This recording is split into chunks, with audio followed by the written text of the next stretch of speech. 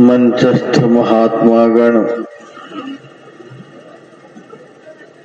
उपस्थित सत्संग प्रेमी सज्जन वृंद, माताओं तथा बहनों, गुरु महाराज की वाणी में है, गुरु पद को बर प्रताप, भक्तन को हरत ताप, अति कराल काल कांप, अस प्रभाव न्यारे। और दूसरे पद में है, भजमन सतगुरु दयाल, काटे जम जाला, जम के जाल को काटने का सामर्थ्य संसार में किसी का अंदर नहीं है। भजमन सतगुरु दयाल, काटे जम जाला। अभी आप लोग ऐसे की शरण में बैठे हैं जहां काल यमराज पहुंच नहीं सकता है।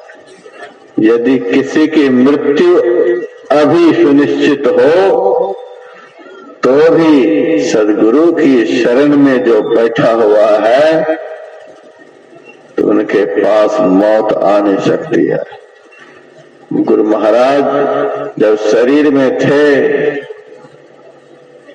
उनके चरणों में महर्षि संतसेवी परमहंस जी महाराज बैठे हुए थे। उनका समय पूरा हो गया था। उनको पकड़कर ले जाने के लिए काला कौवा का रूप बनाकर काल आ गया था और गुरु महाराज के पलंग के नीचे ताक लगा करके बैठा हुआ था। जैसे ही इनकी निगाह गुरु महाराज के ऊपर से हट जाएगी, गुरु महाराज की तरफ देखना, गुरु महाराज की शरण से इधर उधर हो जाना, एक क्षण के लिए भी ये गुरु महाराज को भूल जाए, इनकी शरण से ओझल हो जाए, इनकी तरफ देखना बंद कर दें तो मैं एक क्षण में उड़ा करके ले जाऊं। काल ताक लगा करके बैठा हुआ था, लेकिन पूज्यपाद गुरु महाराज की तरफ देख रहे थे। उनकी शरण में सब तरह से बैठे हुए थे। गुरु महाराज की आंखें बंद थी।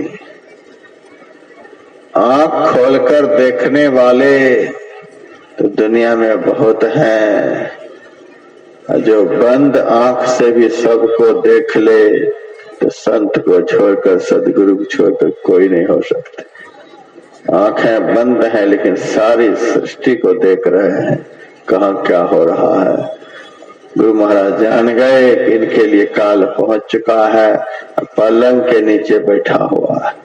गुरु महाराज अपने आप बंद आंख है और बोल रहे हैं कि राम के राज्य में पिता के रहते पुत्र मर गया था,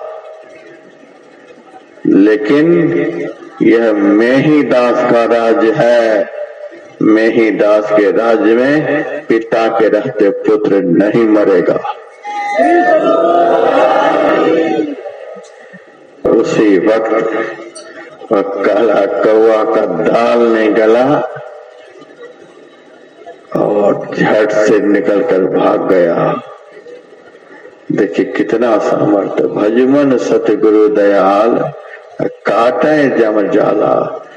जो इनकी शरण में रहेंगे, जो इनमें अपना मन लगाएंगे, जो इनमें तन मन धन लगाएंगे, तो संसार के जाल को कौन कहे। जिस जाल में चींटी से लेकर ब्रह्मा पर्यंत फंसे हुए हैं, उस जाल से भी गुरु महाराज बाहर निकाल देते हैं।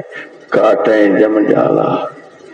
यहाँ पर एक पुस्तक है, आप लोग देख सकते हैं। संस्कृत में वह पुस्तक है, हिंदी में मैंने उसका अर्थ भी लिख दिया है। श्लोक है, अर्थ है, महर्षि मेहि सहस्र नाम स्तोत्रम। गुरु महाराज के उसमें 1200 नाम हैं। पढ़ सकते हैं आप लोग।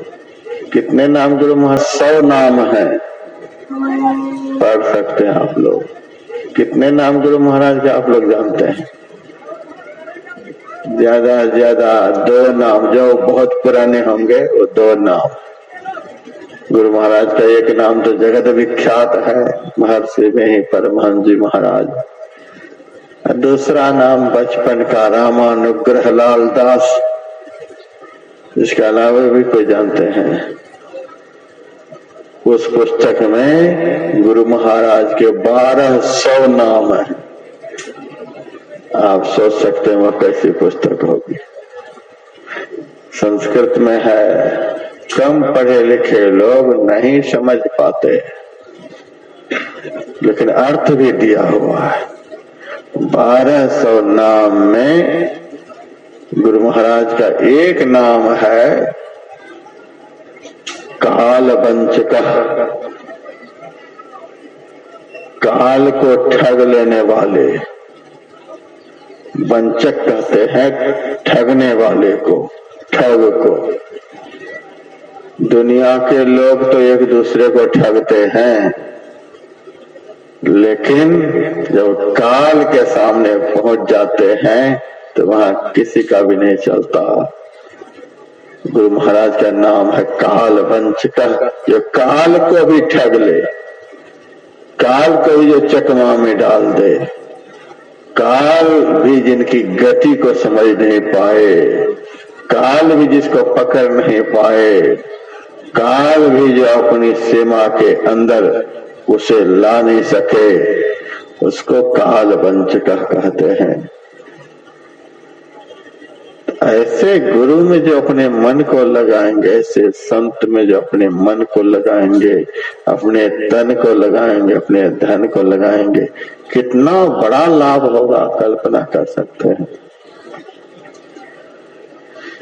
भारत में एक से एक संत हुए हैं। उन संतों में एक संत का नाम सब जानते होंगे, अगर नहीं जानते होंगे जान लीजिए, समर्थ गुरु रामदास। महाराष्ट्र में हुए। उनके शिष्य का नाम था छत्रपति शिवाजी। समर्थ गुरु रामदास जी महाराज, उनकी सेवा में एक शिष्य रहता था, जिस शिष्य का नाम था उद्धव। दिन रात सेवा में लगा रहता था, बहुत दिल से सेवा करता था। अन्य सेवक लोग देखते थे कि इनकी सेवा से समर्थ गुरु बहुत खुश रहते हैं, बहुत प्रसन्न रहते हैं। सेवा तो हम लोग भी करते हैं, लेकिन इतना प्रसन्न नहीं रहते। तो सदगुरु तो सेवा से प्रसन्न रहते हैं, तो बड़ी सेवा वो करता था।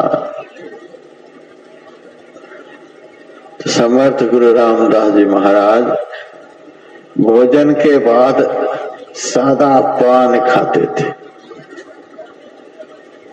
तो जैसे भोजन समाप्त होता था, उद्धव पान लेकर आता था और वे पान खा जाते थे। पान खाते खाते समर्थ गुरु के दांत सब टूट गए थे, अब चबाया नहीं जाता था। तो एक छोटा सा पात्र उद्धव रखता था, जिस पात्र में पान लगाकर और एक पत्थर के टुकड़ा से कूट देता था। कूट करके फिर उनको पान देते थे, तो उसको समर्थ गुरु चबा जाते थे, आराम रहता था। एक दिन ईर्ष्यालु शिष्यों ने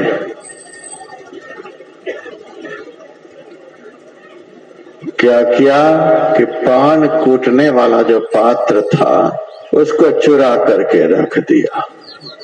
अब देखते हैं आज जब पान मांगेंगे तो जल्दी से कैसे देंगे, तो गुरु बिगड़ेंगे।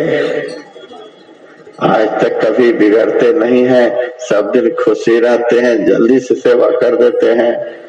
आज जब पान कूटने वाला पात्र नहीं मिलेगा तो देर होगी, तो गुरु नाराज होंगे। ऐसा षड्यंत्र रचा, सब दिन से षड्यंत्र ये आ ही रहा है। एक दूसरे का सम्मान देखने को तैयार नहीं है।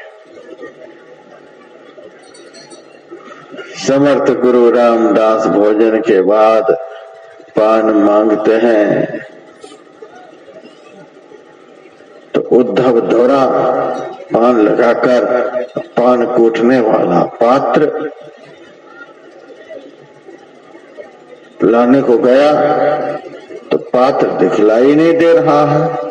कौन ले गया कुछ पता नहीं। अब देर हो जाएगी तो झटपट में उस पान को अपने ही दांत से चबा लिए, चबा करके हाथ में लेकर समर्थ गुरु के हाथ में दे दी। उस शिष्य से इतना प्रेम था, उस शिष्य की भक्ति से इतने वे प्रभावित थे कि उनके चबाए हुए पान को भी समर्थ गुरु रामदास जी खा गए। और रोज ऐसा ही होता था। अब कूटने वाला पात्र चुरा करके रख दे तो मुंह से चबा कर दे दे और समर्थ गुरु खा जाए। ये ईर्ष्यालु जो बाकी शिष्य थे उनके मन में हुआ, ये तो कमाल हो गया। मुंह से भी चबा करके यह देता है तो भी गुरु नाराज नहीं होते हैं, तो भी खुश ही रहते हैं। साधु भूखा भाव का, सच्चा साधु भूखा भाव का, धन का भूखा नाही। धन का भूखा जो फिरे वह तो साधु ना है। भाव ग्राही थे, चबा जाते थे, कोई असर नहीं होता था उनके मन पर। एक दिन सारे शिष्यों ने क्या किया, छत्रपति शिवाजी के पास सूचना भेजी कि जल्दी से आप आओ, यहाँ तो बड़ा अनर्थ हो रहा है। छत्रपति शिवाजी आए। क्या बात है जी? बात क्या है? ये पापी उद्धव अपने सदगुरु को अपने मुंह से पान चबा करके झूठा पान देता है। लेकिन सदगुरु क्या करें, बूढ़े हो गए इसीलिए कुछ बोलते नहीं है, और ये अपने मुंह से चबा करके झूठा पान खिलाता है गुरु को। छत्रपति शिवाजी को बड़ा रंज हुआ, वह भी बड़ा गुरु भक्त था। छत्रपति शिवाजी ने उद्धव से पूछा, उद्धव तुम जो गुरुदेव को पान कूट करके खिलाते हो तो वह पान कूटने वाला पात्र कहाँ है?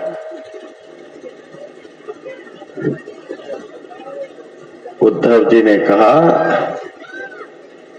अभी देता हूं। और कुटिया में जाकर के छेनी हथौड़ी ले आए और छेनी हथौड़ी से अपने दाढ़ को अपने हाथ से उखाड़ करके छत्रपति शिवाजी के हाथ में रख दिया। कहा इसी से कूट करके देते हैं। अपने हाथ से छेनी हथौड़ी लेकर के अपना दाढ़ उखाड़ करके शिवाजी के हाथ में दे दिया। शिवाजी दंग रह गए। हे भगवान, ऐसा आदमी जीवन में नहीं देखा। इसीलिए तो गुरु जी इनसे बहुत प्रसन्न रहते हैं। शिवाजी की आंख में आंसू आ गए जब समर्थ गुरु को पता चला कैसा हो गया।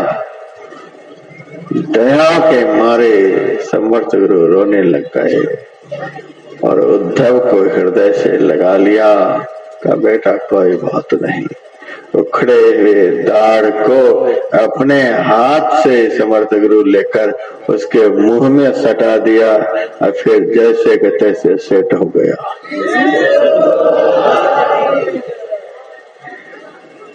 बिल्कुल दुरुस्त हो गया, लगता ही नहीं था कि वो खड़ा गया, एकदम बिल्कुल फिट कर दिया। देखिए, असंभव भी संभव हो जाता है गुरु की कृपा से, लेकिन उस कृपा को प्राप्त करने वाला शिष्य भी ऐसा ही होना चाहिए, सेवक भी ऐसा होना चाहिए।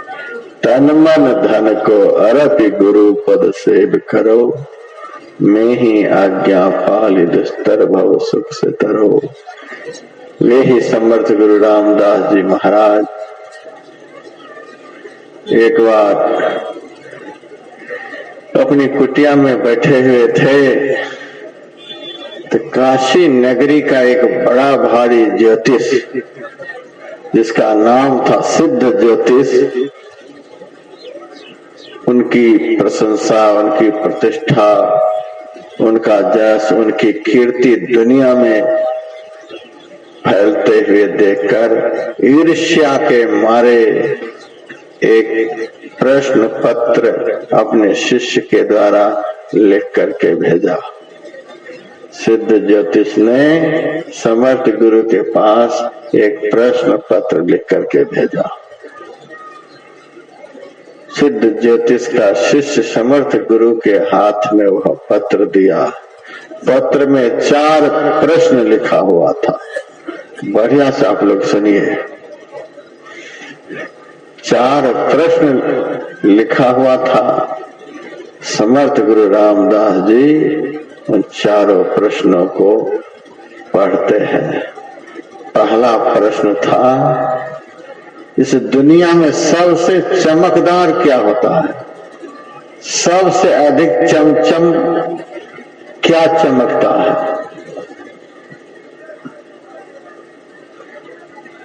दूसरा प्रश्न था, सूरज को इस दुनिया में कौन ढक सकता है? सूरज को इस दुनिया में कौन ढक सकता? तीसरा प्रश्न था, काल के मुंह में जाने से कौन बचा सकता है? और चौथा प्रश्न था, ब्रह्मा की लकीर को कौन मिटा सकता? देखिए कैसा कैसा प्रश्न है। अब खास करके माताओं से मेरा आग्रह है कि मैं जो बोलूं आप याद रखें। आपको याद रखना बहुत जरूरी है, नहीं तो आरती से पहले आपको ही भागने की आदत है। बढ़िया से सत्संग सुनेंगे, सत्संग की मर्यादा को समझेंगे और आरती समाप्त होने तक आप उठेंगे नहीं। इस सत्संग की मर्यादा का पालन आपके द्वारा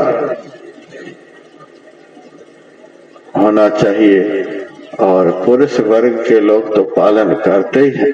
इसीलिए बढ़िया से सुनिए इस बात को। 4 प्रश्न मैंने बताया, समर्थ गुरु को लिख करके भेजा गया था और प्रणाम करने के लिए आप लोग आइएगा तो मैं 4 प्रश्न आप लोगों से पूछूंगा और जो जवाब नहीं देंगे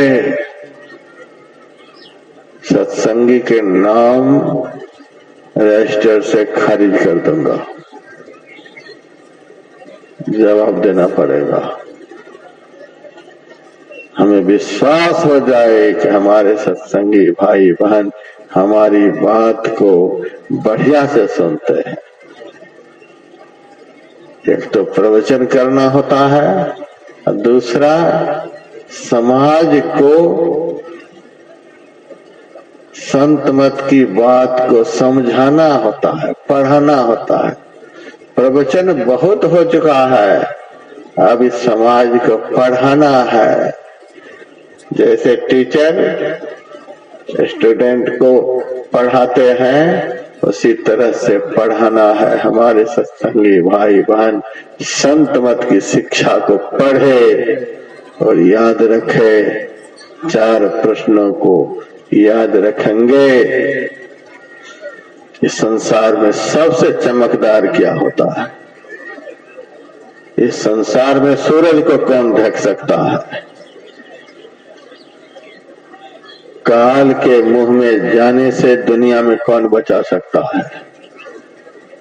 और ब्रह्मा जी की लकीर को कौन मिटा सकता है? अब याद हो गई होगी। समर्थ गुरु रामदास जी महाराज 4 प्रश्नों को पढ़कर जो प्रश्न लेकर के आया था, 2 प्रश्न का उत्तर उसी समय दे दिया। पहला प्रश्न का उत्तर उन्होंने कहा, जाकर के अपने गुरु सिद्ध ज्योतिष से कह देना, जो सत्संग करता है,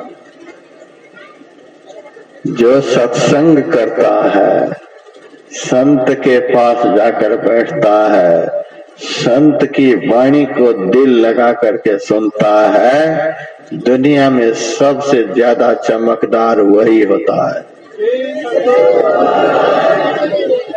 वह संसार में चमचम चमकने लग जाता है। प्रधानमंत्री, राष्ट्रपति, बड़े बड़े धनवान, बड़े बड़े विद्वान, बड़े बड़े पुत्रवान, बड़े बड़े यशवान, बड़े बड़े लोग एक दिन धूल में मिल जाएंगे। उनकी जस कीर्ति मिट जाएगी। वे कहाँ चले जाएंगे पता नहीं रहेगा। उनका अस्तित्व मिट जाएगा। लेकिन जो दिल लगाकर सत्संग करेंगे तो दुनिया मिट जाएगी, लेकिन आप लोगों का नाम नहीं मिटेगा, आप लोगों का यश नहीं मिटेगा। आप भगवान के दरबार में चमचम चमकते रहेंगे, क्योंकि अभी आप लोग आग में बैठे हैं। संत जो होते हैं आग होते हैं, इससे बढ़कर दुनिया में कोई आग नहीं हो सकती है। और आप लोगों का जन्म जन्म का पापी मन जो है वही सोना है। जन्म जन्म का पापी मन यह सोना है। संत प्रचंड आग है। जैसे आग में सोना को डाल करके उसकी मलिनता को खत्म कर दी जाती है, सोना चमकने लग जाता है। उसी तरह से संत रूपी आग में जिन्होंने अपने मलिन मन रूपी सोना को डाल दिया, तो यहां से चमकता हुआ उसका मन निकलेगा। आप लोग अनुभव करते होंगे कि मन चमक रहा है कि नहीं चमक रहा है। यहां आप लोग बैठे हुए हैं, किसी का मन अभी किसी की बुराई सोच रहा है, किसी के मन में अभी काम विकार उत्पन्न हो रहा है, क्रोध विकार उत्पन्न हो रहा है, लोभ विकार उत्पन्न हो रहा है, मोह विकार उत्पन्न हो रहा है, अहंकार विकार उत्पन्न हो रहा है, किसी के प्रति ईर्ष्या द्वेष यह विकार उत्पन्न हो रहा है। पंच विषय में से किसी भी विषय की तरफ किसी का मन अभी जा रहा है। 5 पाप में से कोई पाप किसी का मन कर रहा है।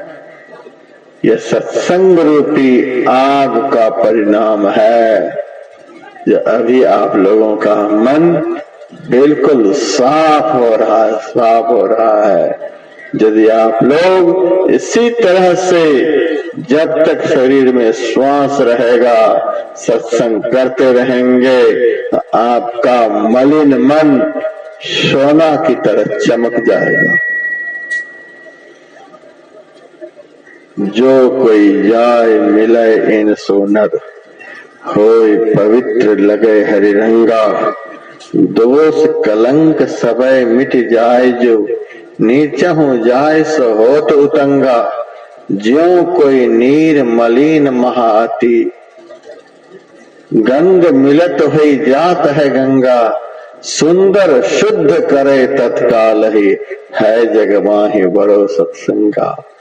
यह तत्काल पवित्र कर देने वाला, यह तत्काल मन को निर्मल बना देने वाला, यह तत्काल अंतःकरण को विशुद्ध कर देने वाला कार्यक्रम है। आप लोग आग में बैठे हुए हैं, चमकने के लिए बैठे हुए हैं।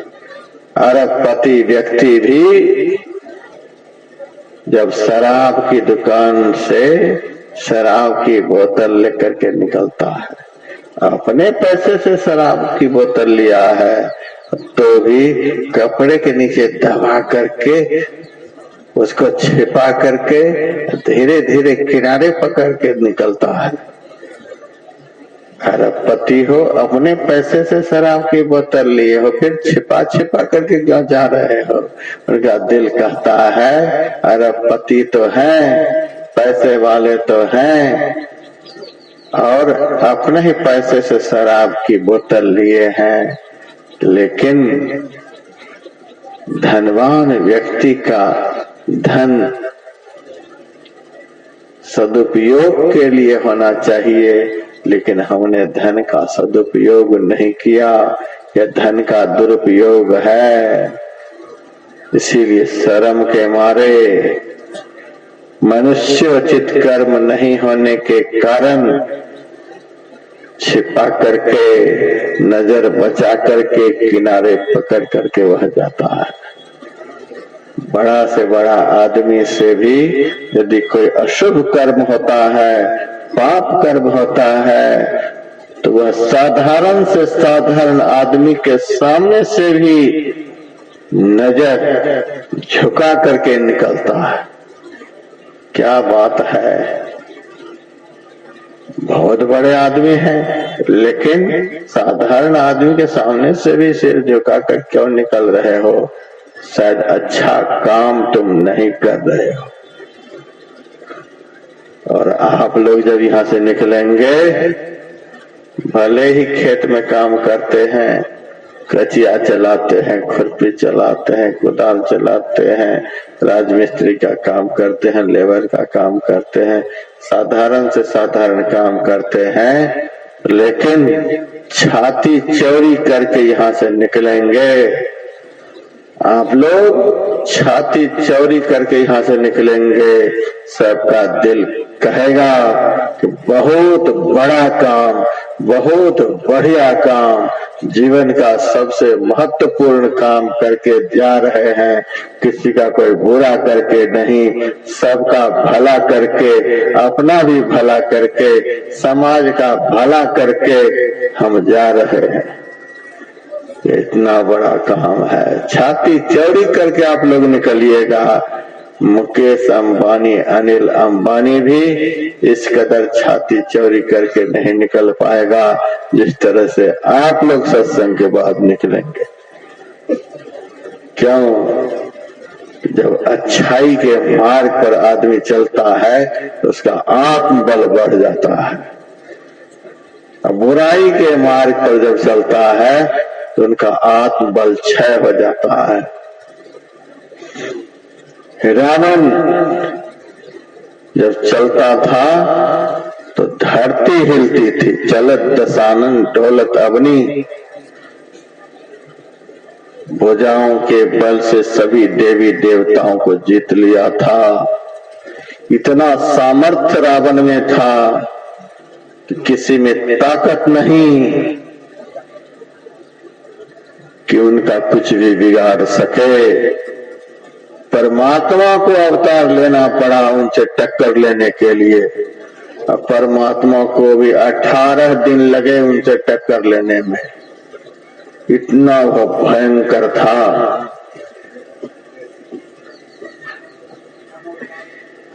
वही रावण जिनसे टक्कर लेने के लिए ब्रह्म का अवतार हुआ।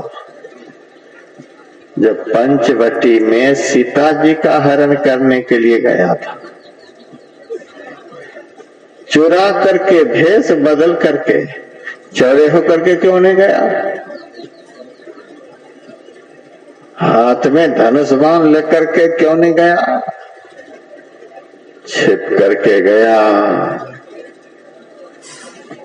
पेड़ की ओट में छिप करके था। जब राम लक्ष्मण वहां से निकल गए तब सोनी कुटिया देख करके सोन बीच 10 कंधर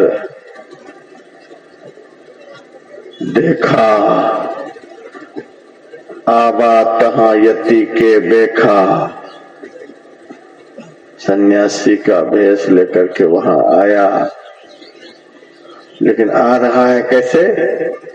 तुलसीदास जी लिखते हैं, जाके डर असुर असुर डराही, निसिन नींद दिन अन्न न खाही। जिनके डर से राक्षस देवता मनुष्य सब इतने भयभीत कि रात में किसी को नींद नहीं आती, दिन में स्वतंत्र होकर के भोजन नहीं कर सकता। निसिन नींद दिन अन्न न खाही, 110 कंठ स्वान की नाई। वही रावण आज गलत रास्ते पर चला है, गलत काम करने के लिए चला है। संत का 110 कंठ स्वान की नाई।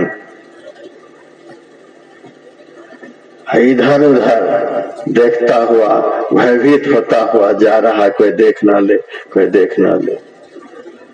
इतना पुरुषार्थी, इतना बलवान भी गलत काम करता है, गलत रास्ते पर चलता है तो उनका तेज नष्ट हो जाता है। 110 कंठ स्वान की नाई, कुत्ते की तरह वह भयभीत होता हुआ जा रहा है। गलत रास्ते पर जो चलेंगे वो कुत्ते की तरह सारे जीवन भयभीत रहेंगे, और सही रास्ते पर जो चलेंगे वो शेर की तरह दहाड़ते हुए गली से निकलेंगे। अच्छा काम से आत्मबल बढ़ता है। यह बहुत बड़ा काम है जो आप लोग कर रहे हैं। दासी के नारद, हिरणी के श्रृंगी ऋषि, अंडा से वृंदा सुखदेव जी कहा तो है, गागरी से कुंभज, रेणुका से परशुराम, कुलहंडू से वाल्मीकि महिमा लखात है। मत्स्य गंधा से व्यास, गणिका से वशिष्ठ मुनि, सुद्रणी से भरद्वाज ब्राह्मण पद पात है। कहे कवि केशवदास कहालो करो विचार, सत्संग के प्रभाव से शिरोमणि कहात है। नीच से नीच जगह पर, नीच से नीच माता के गर्भ से, नीच से नीच कुल खानदान में इन लोगों के जन्म हुए थे, लेकिन सत्संग के प्रभाव से शिरोमणि कहाते हैं। दुनिया के लोग इनको जानते हैं। समर्थ गुरु ने कहा जो सत्संग करता है वह दुनिया में सबसे ज्यादा चमकदार हो जाता है। या अपने गुरु को बता देना। पहला प्रश्न का उत्तर दे दिया। और दूसरा प्रश्न था, इस संसार में सूरज को कौन ढक सकता है? समर्थ गुरु ने कहा इस सौर जगत में सूरज से बड़ा कुछ भी नहीं हो सकता।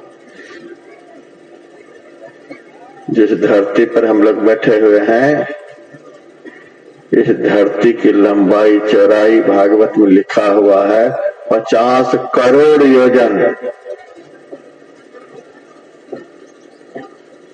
12 किलोमीटर का 1 योजन होता है और 50 करोड़ योजन, इतनी लंबी चौड़ी है पृथ्वी है। और इस पृथ्वी से 13 लाख गुना बड़ा सूरज है। इस पृथ्वी से, जिस पृथ्वी की लंबाई चौड़ाई 50 करोड़ योजन, इस पृथ्वी से 13 लाख गुना बड़ा सूरज है। इसीलिए सौर जगत में इस सूरज को कोई भी नहीं ढक सकता। सबसे बड़ा सूरज है सौर जगत में। 2 प्रश्न का उत्तर दे दिया। सूरज को कोई नहीं ढक सकता सौर जगत में। समर्थ गुरु ने कहा 2 प्रश्न का उत्तर मैं खुद काशी में जाकर के दूंगा। अभी 2 प्रश्न का उत्तर सुना देना। आ रहा हूं काशी में, बता देना। समर्थ गुरु रामदास उसी उद्धव को साथ में लेकर काशी गए। ये तो विरक्त संत थे। गंगा के किनारे एक पेड़ के नीचे आसन बिछा लिए और बैठ गए।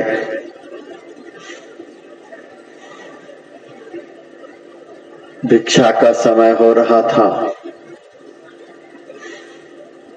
अपना तो भोजन समर्थ गुरु बनाते थे नहीं, भिक्षा करके खाते थे। उद्धव से कहा जाओ उद्धव, काशी नगरी से भिक्षा ले आओ। वो सिद्ध ज्योतिष के घर पर भी जाना, उनसे भी भिक्षा मांगना। सब जगह से भिक्षा करते हुए सिद्ध ज्योतिष के दरवाजे पर जब उद्धव खड़ा हुआ तो वहां जाकर बोलता है, जय जय समर्थ श्री रघुवीर की। यही टेर थी समर्थ गुरु की, जहां भी भिक्षा के लिए जाते थे, जय जय समर्थ श्री रघुवीर की। सिद्ध ज्योतिष के मन में हुआ, महाराष्ट्र से जय जयकार बोलने के लिए यहाँ पहुंच गया।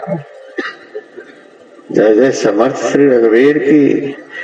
ईर्ष्यालु व्यक्ति, जिसके भीतर में ईर्ष्या की आग जलती रहती है, वह दूसरे की जयकार सुन नहीं सकता। वह दूसरे की जयकार बर्दाश्त कर ही नहीं सकता। उनको केवल अपनी ही जयकार अच्छी लगती है। वैशानंद जी महाराज की जय, वैशानंद जी महाराज की जय। जिनको अपनी जयकार सुनने में बढ़िया लगे तो समझ लेना ये महा ईर्ष्यालु आदमी है। जिनको दूसरे की जयकार सुनने में आनंद आए, समझ लेना यह साधु पुरुष है। तो वह बड़ा दुष्ट था।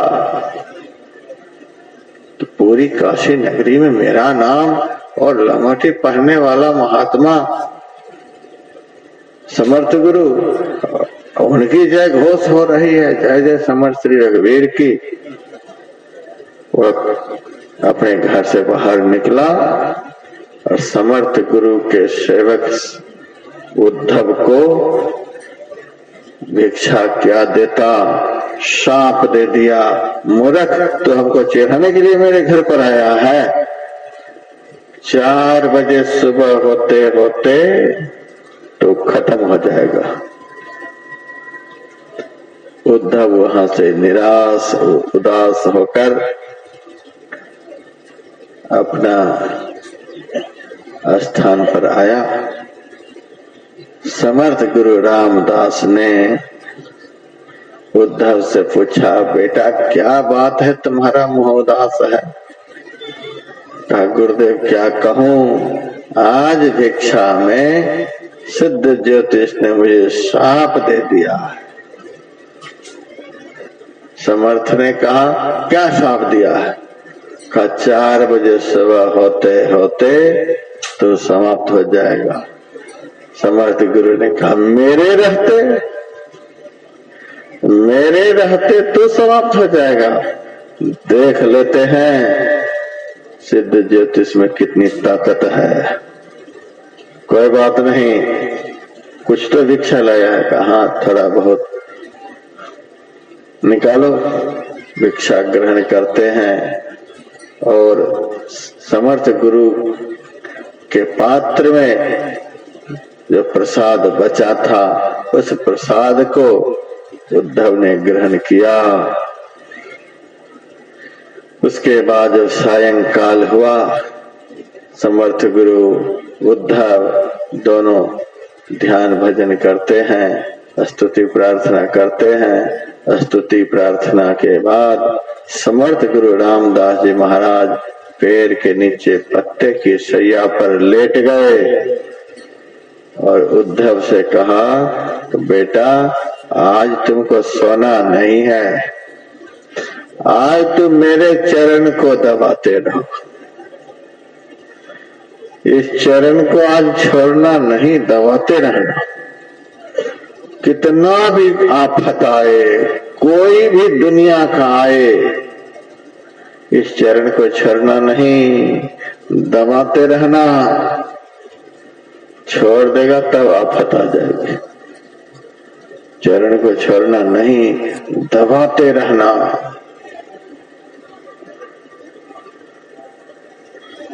हमारे गुरुदेव ने भी सिखला दिया हम लोगों को, लेकिन हम लोग तो पता नहीं कब पकड़ते हैं कब छोड़ते हैं।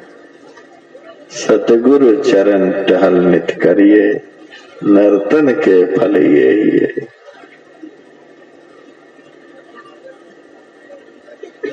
निस दिन चरण शरण में रहिए और न आन उपाय है। काल यमराज के फंद से बचना चाहते हैं तो निस दिन चरण शरण में रहिए और न आन उपाय है। चरण को नहीं छोड़ना, पकड़े रहना। ठीक है गुरुदेव। समर्थ गुरु लेट गए, उद्धव चरण को दबाने लगा। उसी वक्त सिद्ध ज्योतिष ने काली यक्षिणी को उद्धव के पास भेजा। काली यक्षिणी को उन्होंने सिद्ध कर लिया था। काली यक्षिणी से कहा कि उद्धव का प्राण लेकर के जल्दी से वापस आ जाओ। आंधी तूफान लेकर के काली यक्षिणी पहुंची उसी जंगल में। इतनी जोर की आंधी आई कि पेड़ सब टूट टूट करके गिरने लग गए, डालियां सब टूटने लग गईं। बड़ा भयंकर झंझावात जंगल में हो गया। उद्धव जी थोड़ा डर गया और गुरु के चरण को हिलाते हुए कहता, गुरुदेव गुरुदेव देखिए कितनी जोर की आंधी आई है, बड़ा बड़ा पेड़ टूट टूट करके गिर रहा है। समर्थ गुरु ने कहा, मूर्ख काहे जगा दिया? पेड़ टूट टूट कर गिर रहा है, डालियां टूट रही है, इससे क्या हो गया? जिस पेड़ के नीचे मैं लेटा हूँ उस पेड़ का एक पत्ता भी टूटा है क्या? इस पेड़ का तो पत्ता नहीं टूटा है, तो क्यों जगाया? अब मत जगाना, पैर दबाता रहा। फिर पैर दबाने लगा। आंधी तूफान से भी जब कुछ नहीं हुआ तब जोर जोर की बारिश होने लग गई। इतनी बारिश की धरती जलमग्न हो गई। बिजलियां कौंध रही आकाश में, बादल गरज रहा है, बड़े बड़े ओले पड़ने लग गए।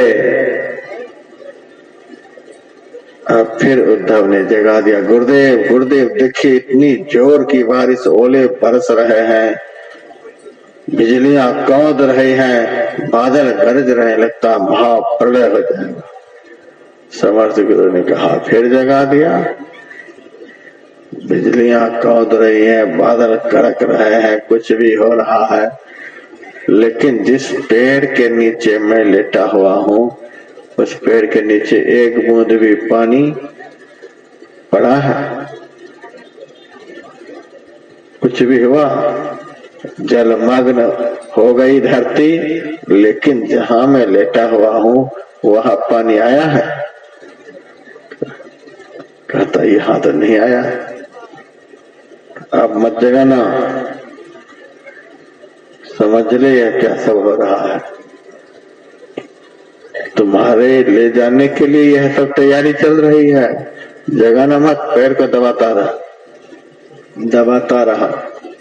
अब संकल्प ले लिया, अब मर जाऊंगा सो सही, लेकिन चरण नहीं छोड़ूंगा और गुरु जी को जगाऊंगा भी नहीं। दबाता रहा। काली यक्षिणी सब काली करतूत करके थक गई। वह चाहती थी किसी भी तरह से डर के मारे गुरु के चरण को छोड़कर भागे तो मैं पकड़ लूं, और ये तो भाग ही नहीं रहा है। अब उसकी हिम्मत नहीं पड़ रही है, क्या करूं। तब काली यक्षिणी उद्धव की मां का रूप बना लिया। उद्धव की मां का रूप बना लिया और आंचल में 4-5 तरह के फल को लेकर पहुंच गई। दूर से ही कहती है, बेटा उद्धव आ जाओ, मैं तुम्हारे लिए बहुत सुंदर सुंदर फल लेकर के आई। उद्धव मन ही मन सोचता है, आज तक तो ये माई कभी मेरे पास आई नहीं, इतनी रात में यहाँ फल लेकर के आई है, क्या बात है। उद्धव ने कहा, खूब बढ़िया बढ़िया फल लेकर के आई है, तो यहाँ आकर के रखो, वहां से क्या बोल रही हो। तो जैसे कदम को आगे बढ़ाना चाहती है तो लगता है कि जल करके मैं राख हो जाऊंगी। मैंने पहले कहा था, संत क्या है, महाप्रलय काल की आग है। महाप्रलय काल की आग में तो संसार सृष्टि भस्म हो जाती है, लेकिन संत ऐसे भयंकर आग हैं कि इसमें संसार भस्म नहीं होते, इसमें संसार की रक्षा होती है। केवल संसार के लोगों का पाप भस्म हो जाता है। बड़ी विलक्षण आग है यह, गजब की यह आग है। ये आग केवल पाप को भस्म करती है, आदमी का नुकसान नहीं करती, आदमी का कल्याण करती। तो जिसके दिल में पाप है, भयंकर पाप है, उसकी हिम्मत नहीं पड़ती वहां जाने की। जो पहुंच गए हैं वे बड़े हिम्मत वाले हैं, बहुत पुण्य किए हैं जन्म जन्म में, जो यहाँ करके बैठे हैं बहुत हिम्मत किए हैं। यहाँ आने के लिए बहुत हिम्मत चाहिए। अररिया के सत्संगी में बहुत हिम्मत है, तुरंत पहुंच जाते हैं, बाकी जगह के लोग नहीं आ सकते। तो माई कहती है कि बेटा मैं वहां नहीं जाऊंगी। यह नहीं कहती कि उधर कदम बढ़ाती हूँ तो जलने लग जाती हूँ, इस बात को दबा देती है। कहती है मैं पतिव्रता नारी हूँ, पर पुरुष के पास नहीं जा सकती, इसीलिए आकर के यहाँ से फल ले जाओ। उद्धव ने कहा तुम पतिव्रता नारी हो और हमारे गुरु परम संत हैं, ये सामान्य पुरुष नहीं है। पतिव्रता नारी अपने पति को छोड़कर किसी दूसरे पुरुष का चिंतन नहीं करती है। पतिव्रता नारी अपने पति के अंग को छोड़कर किसी के भी अंग का स्पर्श नहीं करती है। यदि कर दे तो उनका सतीत्व नष्ट हो जाता है। दृष्टि से भी यदि किसी पुरुष के प्रति उनके मन में कुभाव हो जाता है तो भी उनका सतीत्व नष्ट हो जाता है। स्वप्न में भी यदि कोई पर पुरुष का चिंतन कर लेती है तो उनका सतीत्व नष्ट हो जाता है। तो सामान्य पुरुष का किसी भी तरह से चिंतन होने पर, स्पर्शन होने पर सतीत्व नष्ट होता है। लेकिन ये संत हैं, संत के चरण का स्पर्श करने से नारी का सौभाग्य बढ़ता है, सुहाग बढ़ता है, सतीत्व नष्ट नहीं होता। संत के चरण का खूब दिल से स्मरण करना चाहिए। आपके पति की आयु बढ़ेगी, सुहाग बढ़ेगा। संत समाज के सतीत्व को बढ़ाने के लिए होते हैं, संत समाज के सतीत्व को लूटने के लिए नहीं होते हैं। जो संत के भेष में समाज के सतीत्व पर प्रहार करता है वो भेष से संत है, लेकिन भीतर से राक्षस है। उसको संत नहीं समझना चाहिए। जो सतीत्व की रक्षा करते हैं उनको संत कहते हैं। हमारे गुरुदेव संत हैं, सतीत्व की रक्षा करने वाले हैं। इनका स्पर्श करने से तुम्हें कोई पाप नहीं लगेगा। काली यक्षिणी कहती है, नहीं नहीं तो कितना भी वेदांत पढ़ाओ, हम तो पर पुरुष के चरण का स्पर्श कर ही नहीं सकते। उद्धव ने कहा, जो माई संत के चरण का स्पर्श नहीं कर सकती तो उस माई के पास जाकर उद्धव प्रसाद नहीं ले सकता, उसका हाथ का फल नहीं ले सकता।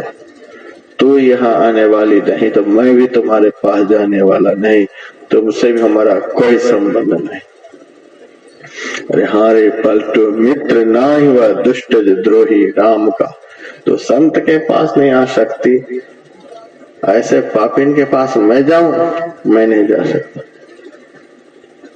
किसी भी तरह से जब उद्धव ने संत के चरण को नहीं छोड़ा तब हार करके काली यक्षिणी सिद्ध ज्योतिष के पास गई और जाकर कहती है, आपने किसके पास मुझे भेज दिया? यदि मैं वहां पहुंच जाती, उद्धव को पकड़ लेती तो वे संत मुझे जलाकर भस्म कर देते। आप कहीं से कहीं भेज देते हैं। संत का आपने मेरे से अपमान कराया, अब किस नरक में हमारी गति होगी हम भी नहीं जानते हैं। अब आपके पास रहूंगी ही नहीं। काली यक्षिणी सिद्ध ज्योतिष को छोड़ करके भाग गई। अब तो बहुत भीतर ही भीतर डर गया। इतने बड़े संत, काली यक्षिणी जिनके पास जाती वह कोई भी हो उसको खत्म करके ही छोड़ती है। और इन्होंने बाल भी बांका नहीं कर सका। ऐसे महापुरुष समर्थ गुरु रामदास, उनके शिष्य को मैंने श्राप दे दिया, उनका बुरा करने का प्रयास किया। मेरे द्वारा संत का बड़ा भारी अपराध हो गया, या भीतर ही भीतर घुटने लग गया। अब क्या होगा? साध अवज्ञा तुरत भवानी, कर कल्याण अखिल के हानि। साधु का अपमान समस्त कल्याण को नष्ट कर देता है। साधु का कभी अपमान नहीं करना। इधर समर्थ गुरु रामदास जी महाराज की आंखें खुली। उद्धव से पूछते हैं, बेटा बताओ कितना बजा? सब दिन उठते थे ब्रह्म मुहूर्त में, आज उठे समर्थ गुरु 5 बजे। 4 बजे नहीं, 5 बजे उठे। कितना बजा? तो पहले के साधु, पहले के ब्रह्मचारी हाथ में घड़ी नहीं पहनते थे। ये फैशन ये कलयुग में चला है। जिस साधु के हाथ में घड़ी देखें समझ लें साधु का भेष तो है, लेकिन ये फैशन वाला साधु है। दाढ़ी के कतरन कराए, बाल के कतरन कराए, चैन पहने, अंगूठी पहने, ये सब जो है ये फैशन है। साधु का तो भेष सहज हो, सरल हो, देख करके लोगों के मन में वैराग्य हो जाए, ऐसा साधु का जीवन हो। ये फैशन वाला जीवन साधु का है। भगवान, पहले के साधु फैशन वाले नहीं होते थे, साधना वाले होते थे। पूछा कितना बजा, तो उद्धव आकाश की तरफ देखा। नक्षत्र देख करके पहले के साधु समय का ज्ञान करते थे। नक्षत्र आकाश में तारे को देखते थे। बहुत तारे हैं। हमारे पिताजी भी कभी घड़ी नहीं रखते थे, और हम उनसे कभी रात में जब पढ़ना चाहते थे तो पूछते थे कितना बजा है अभी, कह देते थे अभी सोए रहो, अभी 2 ही बजी है रात। टॉर्च भी नहीं जलाए, घड़ी भी नहीं, कहते अभी 2 ही बज रही है। आप कैसे जान गए 2 ही बजी है रात? 3 डरिया अभी माथे पर है, 3 डरिया अभी माथे पर है। अब फिर कभी हमारी नींद 12 बजे टूट जाए तो पूछते थे 4 बज गया? नहीं नहीं, अभी 4 का, अभी 12 बज रही है रात। रात में बता दे 12 बज रही है तो कैसे? तो कच बचिया कनपट्टी में है। ये भी एक तारा है, एक ही जगह पर बहुत सारे तारे, कच बचिया तारा उसको कहते हैं। अभी कितना बजा है? अभी 1:30 बज रही है रात। सत भैया पीठ पर है। बिना पढ़े लिखे हस्ताक्षर भी नहीं आता था, कैसे समय रात में बता देते थे। अभी सत भैया पीठ पर है तो कच बचिया कनपट्टी में है, 3 डरिया माथे पर है, भुरुकवा अभी उग गया है, समय बता देते थे। पहले के लोगों के पास नक्षत्र का ज्ञान होता था। आज तो गूगल देख करके, ये मोबाइल में देखते हैं गूगल, उससे सब कुछ। ये तो बड़ा भारी पंडित है गूगल। और एक सत्संगी हमको बेंगलुरु में गूगल पर दिशा निर्देश का चिन्ह उसमें रहता है, गाड़ी पर बैठाया और आश्रम के लिए लेकर के चला। कई एक बार एक ही जगह पर घूमता रहा, तब वह कहता है गूगल ने आज हमको पागल बना दिया। मैंने कहा ये चेतन जड़ के मार्गदर्शन में चल रहा है, चेतन जड़ के मार्गदर्शन में चल रहा है, लेकिन फिर भी इनको भी चलाने वाला कोई चेतन ही होगा। ये गूगल को बनाने वाला भी कोई चेतन ही होगा, लेकिन है यह जड़ ही। जड़ के निर्देशन में चेतन चले, यह कलयुग का प्रभाव है। पहले के लोगों को नक्षत्र का ज्ञान होता था, और उद्धव ने बता दिया सुबह हो गया गुरुदेव, 5 बज रहा है। समर्थ ने कहा 5 बज गया? कहा तू कैसे जिंदा है? सांप मिला था तुमको सिद्ध ज्योतिष का कि 4 बजे सुबह तक तो खत्म हो जाएगा, तो तू तो अभी 5 बजे भी बैठा हुआ है। 5 कैसे बज गया? तो खत्म तो नहीं हुआ। गुरुदेव आपकी कृपा, ये चरण की कृपा खत्म नहीं है बेटा, आपने बचा लिया, नहीं तो रात में बड़ी आफत आई थी, आपने बचा लिया। कहा तूने अच्छा किया, यदि ये चरण को छोड़ देता तो पता नहीं काल कब पकड़ लेता। संत चरण को छाड़ के पूजत भूत बैताल, पूजत भूत बैताल मुए पर भूते होई, जेकर जहमा जीव अंत को पावे सोई, देई देवा सेई कही न परम पद पावा, भैरो दुर्गा शिव बांध के नरक पठावा, देई देवा झूठ सकल यह मन के भ्रमना, यही भ्रम में पड़ा लगा है जीवन मरना, पलटो अंत घसीटी है चोटी धरी धरी काल, असंत चरण को छाड़ी के अपूजत भूत बैताल।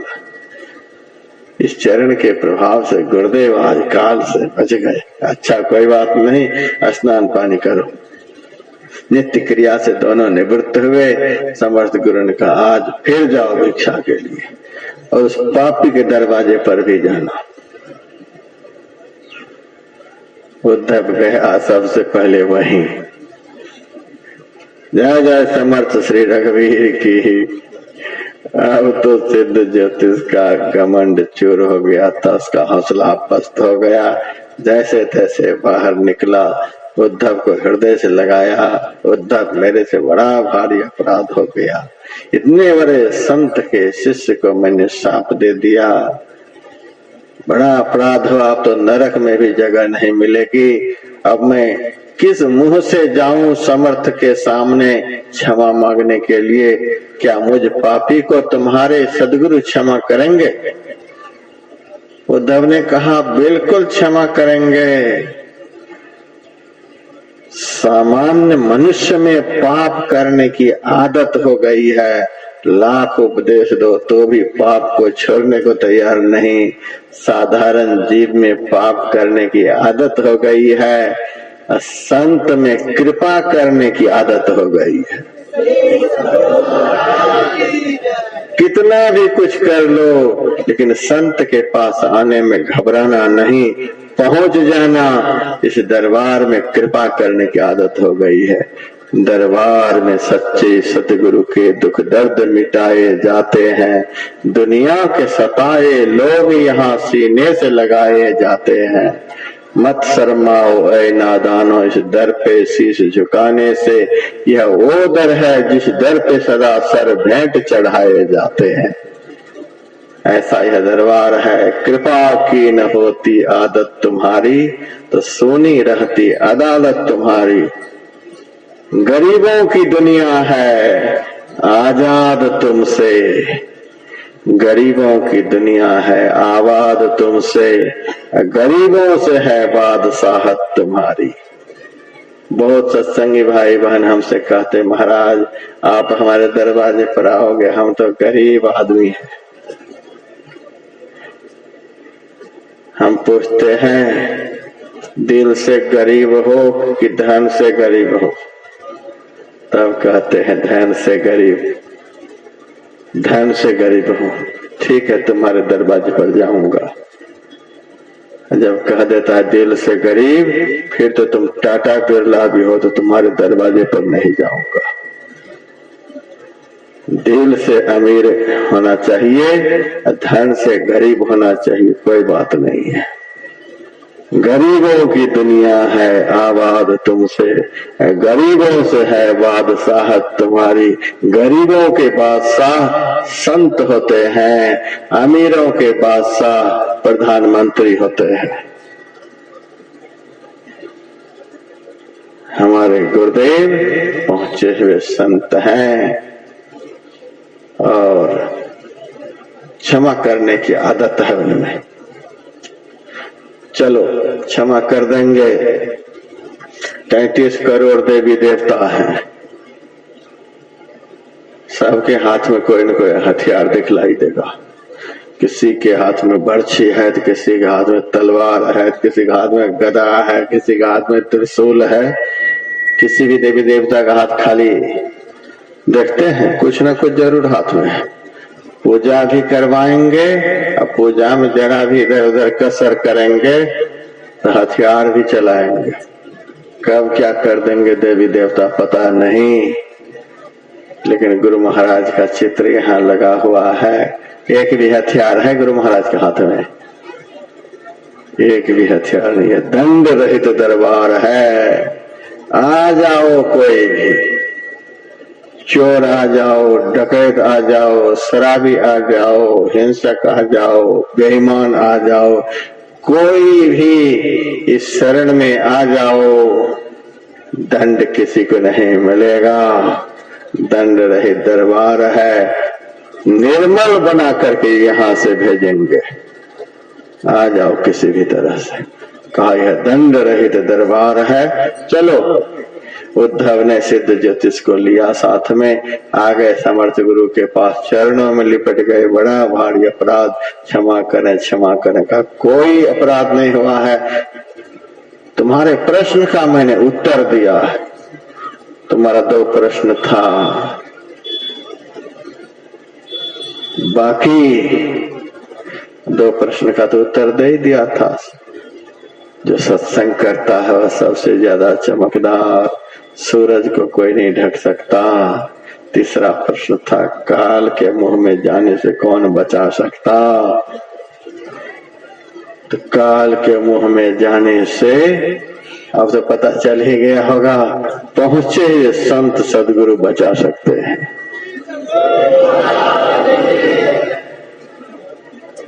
और चौथा प्रश्न तुम्हारा जो था, अभी बता रहा हूं, तू तो बहुत बड़ा ज्योतिष है। कहा इस उद्धव की हस्तरेखा देख करके बताओ तो इसकी मौत कब है।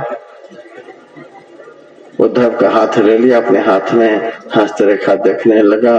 हस्तरेखा देख करके चकित हो गया, महाराज अनर्थ हो गया। कहा क्या। इसकी हस्तरेखा बतला रही है कि आज 4 बजे ब्रह्म मुहूर्त में इनकी आयु पूरी हो गई। ब्रह्मा जी ने हस्तरेखा बनाई है, ब्रह्मा जी ने लिख दिया है, विधाता ने लिख दिया है हाथ में, आज 4 बजे ब्रह्म मुहूर्त में यह खत्म हो जाए। समर्थ गुरु ने कहा तो खत्म क्यों नहीं हुआ। विधाता ने लिख दिया है तो खत्म क्यों नहीं हुआ। महाराज पता नहीं। का चौथा प्रश्न तुम्हारा था कि ब्रह्मा के लकीर को कौन मिटा सकता है। तो ब्रह्मा के लकीर को पहुंचे हुए संत सदगुरु मिटा देते हैं।